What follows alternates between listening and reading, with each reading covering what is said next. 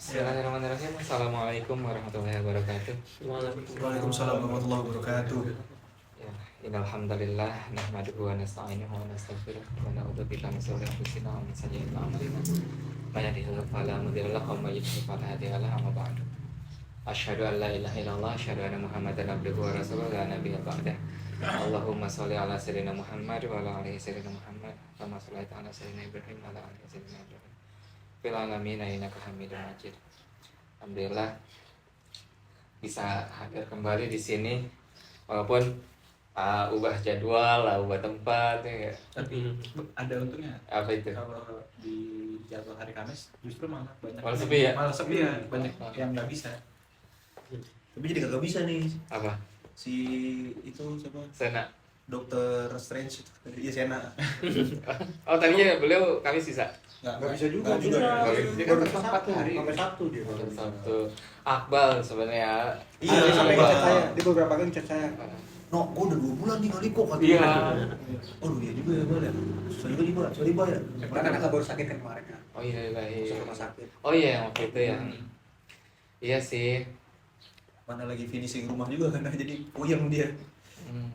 Udah mau jadi rumahnya. Mungkin nanti kita agendain ya ke rumahnya main. Ayah dia boleh. Boleh. Kamu juga nggak bisa lihat ini ya. Udah jadi. Evaluasi Dan sekalian tuh hampir main udah jadi ntar tuh. Kemarin sih bilang kan masih sebulan lagi. Udah tinggal terakhir. Tapi ya, ya setidaknya mungkin ngelihat ya. Iya. Kan tinggal finishing kan? Kalau nggak salah Mungkin angkatan kali ya. finishing. Bantu. Boleh. Apa mau dibantuin Bantuin ngaji Bebas. Kan lagi datang Bukan orang. temen dari sama temennya. Betul. Ya. Juga sampai sama istri tuh kita agak ini ya. Kan benar-benar rumah udah kayak hutan banget kan. Jadi udah bilang liburan Natal kita mau beberes aja. Lagi kita ya sih, mungkin kalau sinter kampesan nggak suruh juga. Aduh. Menarik tuh. itu dari larang jadi ponak apa? Tiba-tiba pas sekarang gue lampu, gue udah lampunya. Tapi ke pohon salam gitu. Iya, ya segini. Ya alhamdulillah. Ya, poinnya adalah kita masih bisa berkumpul kembali di tengah kesibukan yang kita punya, amanah yang Allah berikan buat kita, alhamdulillah. Dan kita juga doakan bersama-sama ya saudara-saudara kita yang memiliki hambatan untuk hadir di kesempatan kali ini. Allah berikan kemudahan untuk kembali berkumpul bersama dengan kita insyaallah. Yang sedang mendapatkan musibah, Allah angkat musibahnya. Yang sedang mendapatkan ujian sakit, Allah angkat ujiannya dan Allah berikan kesembuhan atas penyakit-penyakitnya. Dan juga apapun kendala yang sedang dihadapi agar kemudian bisa melalui dan juga bisa berkumpul kembali bersama kita insyaallah. Salawat dan salam semoga senantiasa terlipat curah pada junjungan kita baginda Rasulullah Muhammad sallallahu alaihi wasallam, pada keluarga sahabat dan umatnya hingga akhir zaman. Dan perlu kita azamkan bersama-sama teman-teman untuk senantiasa menanamkan cinta ya pada Rasulullah. Karena emang itu modal dasar yang perlu kita miliki untuk kita bisa berkumpul dengan beliau kelak nanti ya. Kita mau melakukan sunnah sebanyak apapun kalau tidak ada cinta di dalamnya mah kosongan ya. Meliputin tuh semuanya, mulai dari hal-hal yang seharian gitu kan ya, atau yang sudah jadi kebiasaan atau yang menempel di tubuh kita amalin, sampai yang berat juga buat kita amalin, tapi kagak ada nilai cintanya mah itu sama aja bohong gitu ya. Gitu. Insyaallah. Dan untuk di kesempatan kali ini kalau tadi Koko menjelaskan tentang ini ya, kita memberikan apa yang kita butuhkan untuk orang yang kita cinta. Karena emang dalam beberapa situasi seringkali kita suka salah tempat. Jadi manusia itu dalam berinteraksi, dalam bermuamalah berinteraksi satu sama lain, itu kita mau tidak mau akan menciptakan sebuah jalinan hubungan atau kepentingan kayak gitu. Jadi interaksi seperti apa yang ingin kita bangun? Ya, apakah misalkan di sini AA dengan Putra sebatas hubungan atau sebatas kepentingan? Dua-duanya ada keterbatasannya, ada kelebihannya juga. Tidak semua orang harus punya hubungan dengan kita, itu ya. Dan juga tidak semua orang perlu kita lihat kepentingannya. Gitu. Misalnya kalau sudah masuk inner circle kita gitu ya, ring satu dalam kehidupan kita, maka kita harus menciptakan hubungan. Itu ada kepentingannya, ada, tetapi jauh lebih sedikit daripada hubungan yang ingin kita bangun. Itu ya. Jadi kalau seseorang menikah yang dia cari itu adalah kepentingan, udah pasti gagal tuh. Ya, kepentingan pengen hidup mewah, kepentingan pengen punya keturunan begini, kepentingan pengen ningkatin gengsi, kepentingan pengen terpenuhi hasrat seksualnya. Pokoknya segalanya serba kepentingan. Gitu ya.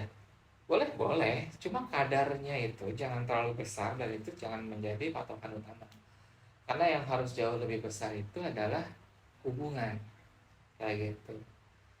Sebuah koneksi yang itu tidak akan redup ketika kepentingannya selesai atau kayak gitu Bang. Karena bahkan ketika kita sudah ada di situasi itu, banyak hal yang perlu kita lakukan tanpa pamrih gitu. Kalau kita berdasarkan kepentingan nggak bisa kayak gitu kan ya. Terus bersama dengan rekan kerja gitu ya, apakah perlu menciptakan hubungan? Perlu, tapi kita juga harus melihat kadang-kadang nilai kepentingannya juga lebih besar. Apalagi dalam politik ya, semuanya serba kepentingan kayak gitu. Ya walaupun di sini kepentingannya juga perlu kita batasi juga ya. Kalau sampai kezaliman, nah itu jangan gitu. Ya, jadi kita menilainya secara dewasa, tapi itu tidak akan kita bahas di sini. Yang akan kita bahas itu lebih tentang bagaimana tadi kita menciptakan sebuah hubungan gitu. Ya, jadi ini poinnya. Kalau pernikahan itu masih selalu dahului dengan kepentingan-kepentingan, siap-siap dengan banyaknya konflik yang mengiringi kita kayak gitu. Siap-siap aja, termasuk ke anak kita juga sama. Kalau kepentingan kita itu cuma sekedar mau dia sekolah ke sini supaya dia pintar, supaya nanti saya masa tua saya begini, boleh, tapi itu bukan poin utama. Apalagi kalau ternyata hubungan yang kita ciptakan itu bukan karena hubungan cintaan pada Allah ya. Siap-siap aja kita nanti ekspektasi gitu. Nah jadi mau anak kita seperti apapun, hubungan seorang anak dan bapak itu menjadi poin utama kayak gitu, nggak bisa digantikan, dan itu juga tidak bisa dimanipulasi dan juga tidak bisa dibohongi gitu ya. Tetap walaupun pada akhirnya hubungan itu retak ya, si bapaknya zolim atau anaknya durhaka, pada akhirnya mereka tetap sampai akhirat itu akan dikenal sebagai bapak dan anak ya. Nah, makanya kita perlu benar-benar memahami itu. Kalau mau disambungin ya bisa jadi nanti nyambung juga. Nanti kalau Pupuk bilang, kita memberikan apa yang dibutuhkan oleh keluarga kita ya, kita tidak memberikan apa yang mereka inginkan, tapi memberikan apa yang mereka butuhkan kayak gitu. Karena memang seperti itulah hubungan. Dan bahkan kita memberikan itu secara total, dan bukan cuma total gitu kan ya, tetapi dengan penuh pengorbanan. Meskipun kita tahu bahwa itu tidak akan kembali kepada kita dengan utuh gitu ya. Dalam artian kita berkorban banyak hal, tetapi yang kita dapatkan hal yang sebaliknya gitu. Bisa jadi seperti itu dulu gitu kan. Tapi insya Allah urusan pahala mau utuh ya kayak gitu. Tetapi selama kita berinteraksi dengan manusia, manusia akan selalu memiliki keterbatasan. Itulah kenapa pentingnya kita untuk menyadari itu semuanya kayak gitu. Seorang ibu yang mencintai anaknya, dia tidak akan menuntut anaknya untuk mengembalikan semua yang sudah dia berikan, kasih sayang, ASI atau apa gitu, semuanya enggak. Ibu yang solehah tidak akan sampai mengeluarkan kata-kata yang tadi ya, kayak membayar air susu atau kayak gimana gitu, enggak. Karena emang kalau mau ngomong kayak gitu mah ya dia juga utangnya sama besarnya ke orang tuanya dulu gitu ya, kayak gitu. Itu mah mekanisme kehidupan gitu, emang harus begitu gitu ya. Sama bapak juga gitu ya, bapak yang soleh seperti itu juga gitu, nggak akan ngitung-ngitung udah berapa uang yang sudah dia keluarkan buat anaknya, karena yang mereka ciptakan itu sebuah hubungan, dan terutama hubungan yang mulia yang sampai akhir. Nah, di sini kita akan batasi tentang hubungan antara suami istri ya, yang di dalamnya itu ada yang kita kenal dengan sebutan cinta ya, gitu kan. Ya, walaupun sebenarnya cinta mah universal ya, cuma di sini kita bahas ya secara spesifik aja antara sepasang suami istri. Jadi kan ketika kita muda itu, kita tuh selalu punya anggapan, atau mungkin bukan selalu kali ya, sering punya anggapan bahwa cinta itu atau hubungan yang ingin kita miliki adalah hubungan yang bombastis ya, hubungan yang dahsyat, hubungan seperti Mentos ketemu Coca-Cola gitu ya. Meledak. Luber gitu ya, kemana-mana pokoknya. Bahkan film yang kita tonton aja itu harus dramatis ya. Kalau filmnya datar aja, orang akan menilai film tersebut ratingnya rendah gitu kan, atau film apaan ini gitu ya misalnya. Malah makin sedih ceritanya itu makin dianggap kisah cinta yang luar biasa. Coba deh cari film cinta yang diingat sampai dengan detik ini, Titanic ya nggak? Cowoknya mati, sedih ya? Sedih. Terus ada lagi Romeo dan Juliet, dua-duanya mati, gitu ya. Apa kisah cinta yang seperti itu yang kemudian dramatis itu ternyata manusia itu emang seperti itu ya. Jadi, tapi kita di sini akan paham bahwa sebenarnya cinta yang dewasa itu tidak seperti itu, gitu ya. Ya pokoknya masa muda mah pengennya demikian gitu ya, yang harus dahsyat, meledak-ledak, kayak luber kemana-mana, sehingga kayak simbol-simbol cinta itu kayak butuh banget untuk diperlihatkan gitu ya. Nggak suami, nggak istri gitu, nggak cowoknya, nggak ceweknya gitu ya. Jadi kayak pembuktian itu sampai harus gimana gitu ya. Padahal semakin bombastis justru semakin kekanak-kanakan, dan kemungkinan besar itu tidak akan berlangsung lama.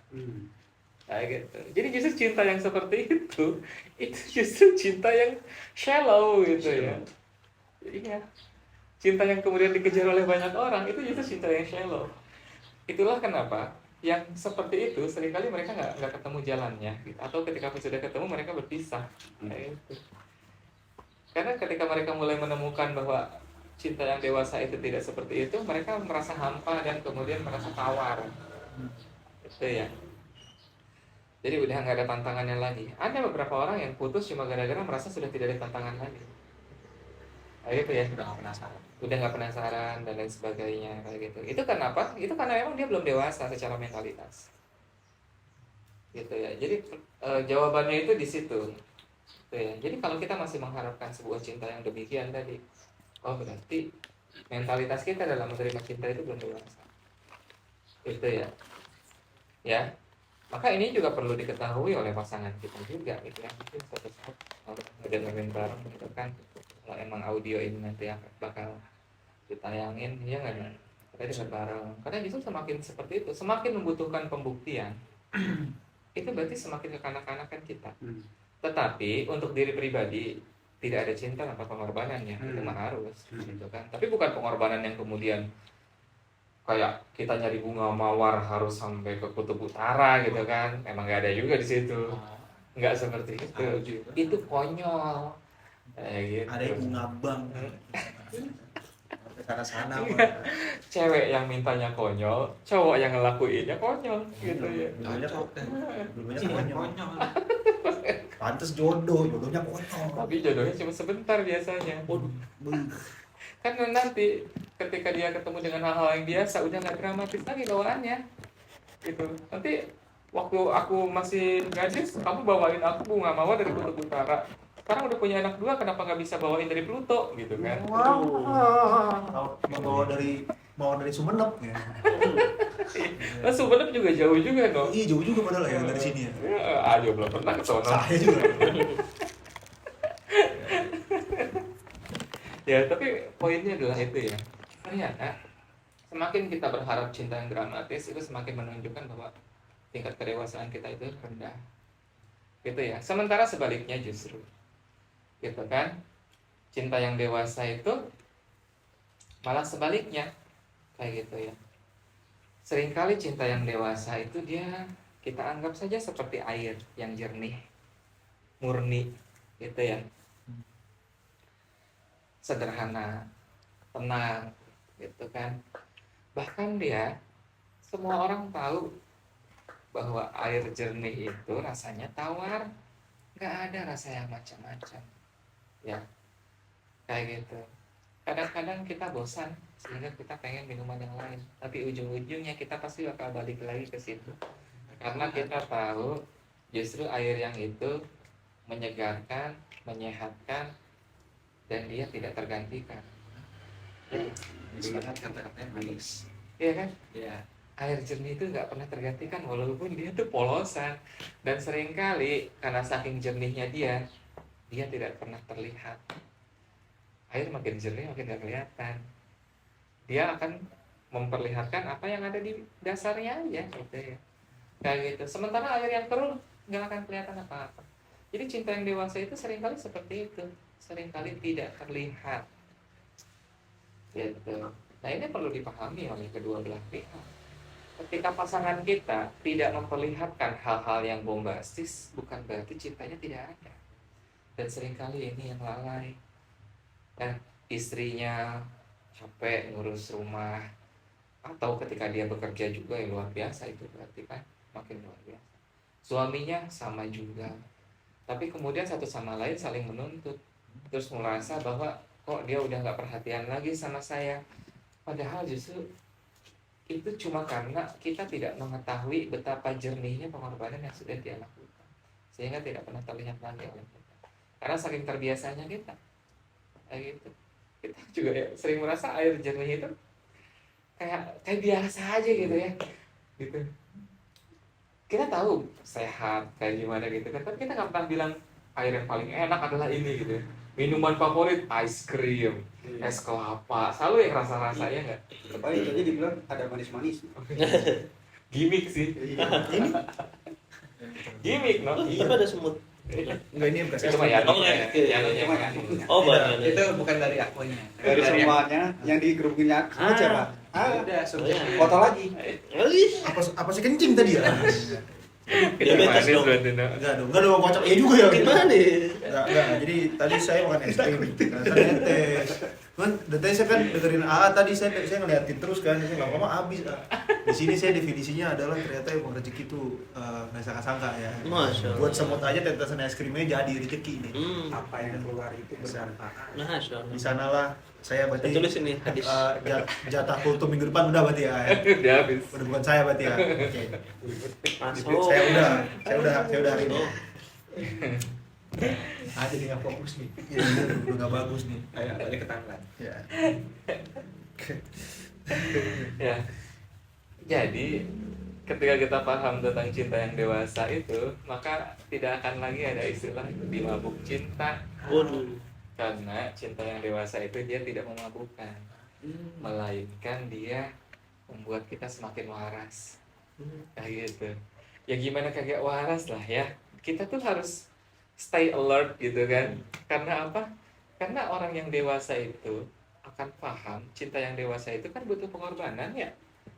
Gitu ya. Cinta yang dewasa itu penuh dengan pengorbanan, penuh dengan tanggung jawab, penuh dengan resiko. Untuk apa? Untuk mencapai kebahagiaan yang hakiki itu. Kayak gitu. Jadi itu sudah satu paket gitu. Kalau kita tidak benar-benar sadar, kita tuh nggak akan pernah tahan dengan yang namanya ujian. Gitu. Kita cuma pengennya yang asik-asiknya doang. Jadi sama pasangan itu kita cuma pengen dapetnya yang enak-enaknya doang. kayak gitu. Nah, sementara cinta yang dewasa seperti itu ya. Jadi kita juga akan memahami hal-hal yang penting dan yang tidak penting. Jadi tadi istilah untuk yang dibutuhkan dan tidak dibutuhkan, yang diinginkan dan juga yang tidak diinginkan. Memahami rasa sayang secara utuh, meski seringkali rasa sayang yang utuh tersebut yang sudah kita berikan itu akan kita dapati tanpa pamrih, kayak gitu ya. Walaupun memang insya Allah feedback mah ada ketika memang kita benar-benar menyadari hal itu ya.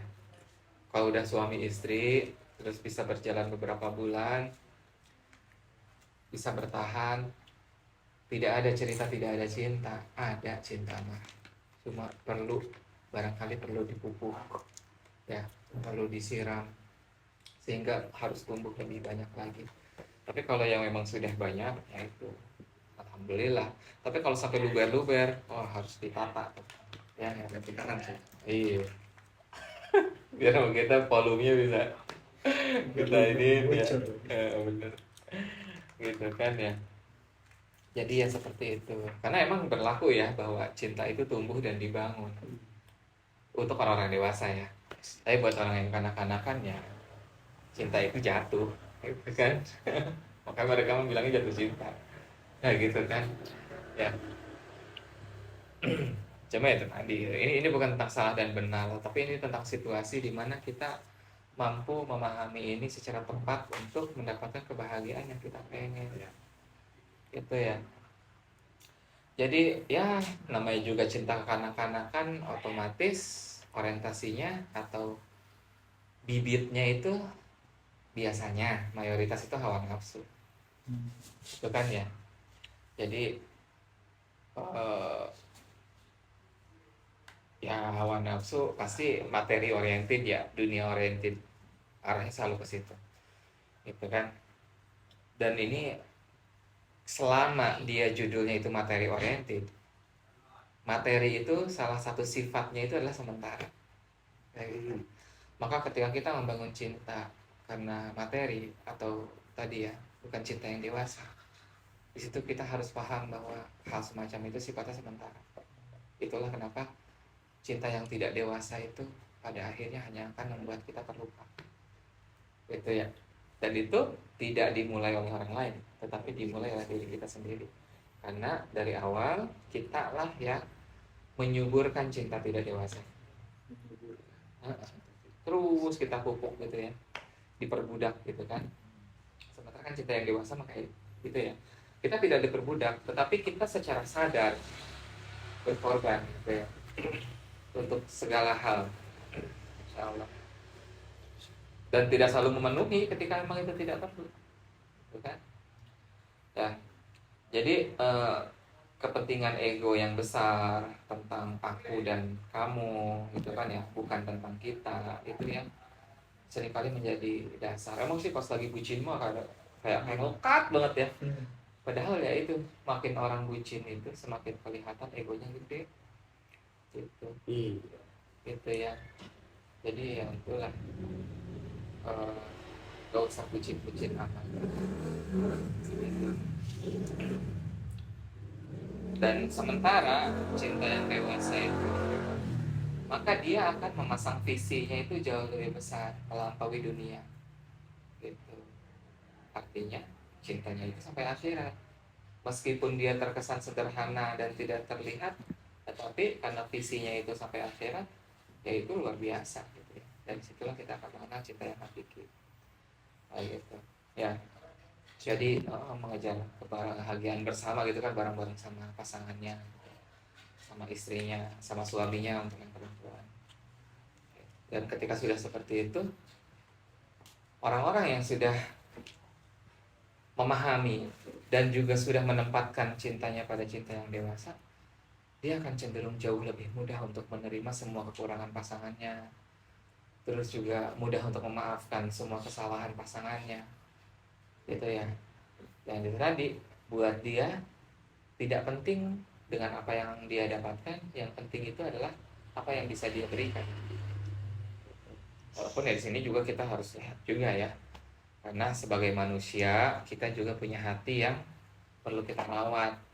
Saat ini mungkin bisa jadi kita cukup kuat, tapi nanti ada satu situasi kalau hati kita terus dilukai mah lama-lama kan kita juga jadi ini juga apa namanya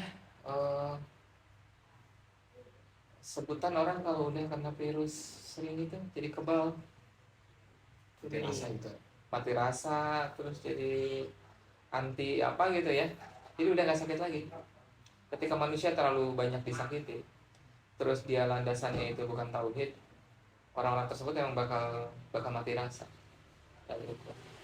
Seperti orang yang memang sudah terbiasa mematikan hatinya dengan kejahatan ya, ketika melihat kejahatan yang lain dia udah nggak ngerasa berempati, Biasa. udah mati rasa. Termasuk orang yang terbiasa disakiti juga, sehingga banyak orang yang trauma untuk menikah gitu ya, karena bisa jadi dia mati rasa juga. Tapi kalau sandarannya tauhid mah, dia akan menautkan rasa itu kepada nilai-nilai tauhid, sehingga walaupun mungkin bisa jadi rasa sakit yang dia miliki itu besar, tetapi tauhid itu menyembuhkannya gitu ya. Itulah kenapa penting gitu kita punya tauhid itu.